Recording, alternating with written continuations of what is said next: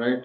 So తర్వాత గొర్రెల కొరకు తన ప్రాణమును పెట్టును అనే మాట మనం 11వ వచనం చదువుతాం ఒకసారి. 11లో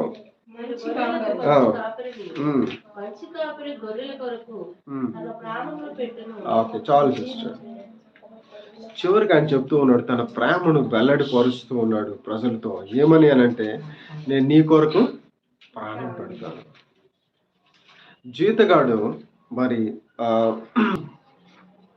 ఏదైనా అడవి జంతువు వచ్చినప్పుడు ఏం చేస్తాడు అనంటే, ఆ గొర్రెలను విడిచి పారిపోతాడు. దాని అర్థం ఏంటి అనంటే, వాని ప్రాణం ప్రాముఖ్యము గొర్రెల కంటే.